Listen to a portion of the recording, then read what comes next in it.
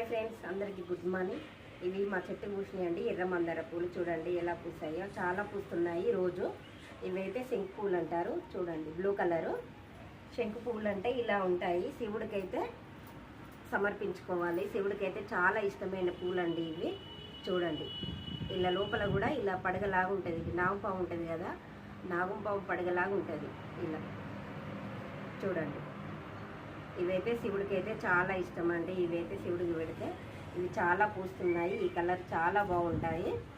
మీకు తెలుసా ఫ్రెండ్స్, ఈ పువ్వులు శంకు పూలు అంటాం మేమైతే. మీరే పువ్వులు అంటారో కామెంట్ బాక్స్లో కామెంట్ చేయండి ఫ్రెండ్స్, ఓకేనా?